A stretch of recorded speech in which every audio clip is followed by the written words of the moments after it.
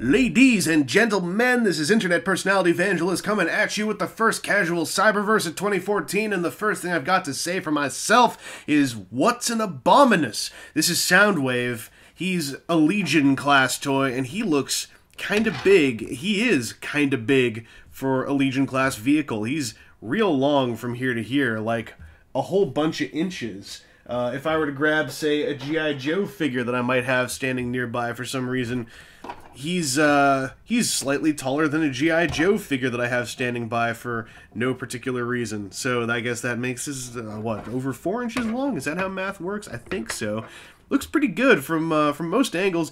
Even from the underside, it looks okay because, I mean, you can see his face right there, but his face looks so odd, it blends in pretty well with everything else going on.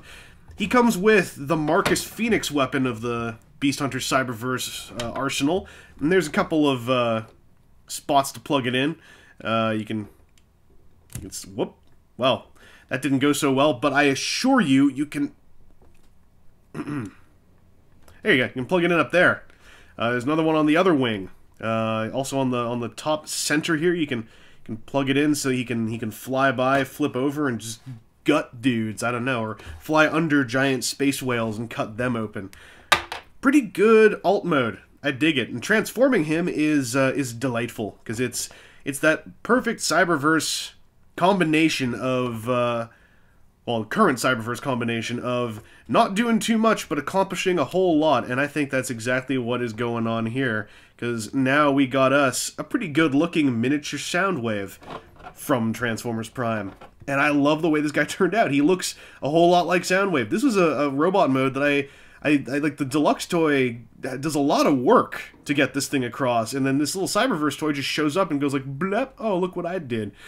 It's pretty good. He can hold his weapon in his little hands here. I guess that is a little off model that he has just fists in, well, not fists, but little grippy fingers inside the wings instead of big, you know, like spooky tendril fingers.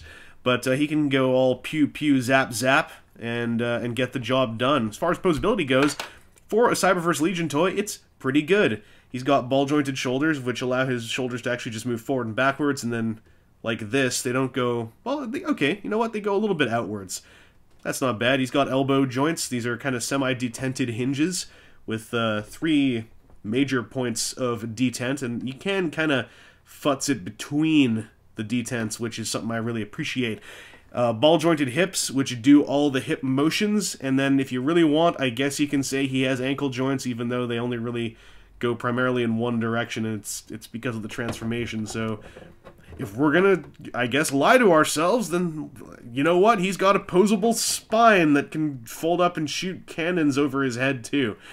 How does it feel to be on the receiving end? If I had any problems with this guy, it'd be that these 2 blocks here, which plug up into his shoulders to complete the transformation, I could have used a little bit more click, because this one, as you saw a couple times, really likes to come loose when I'm moving his shoulders around. There is a bit of friction that holds them together, but it's not quite enough. Of course, more posability would have been nice, but it's Cyberverse. It's a Legion toy. I think he does okay for what he is.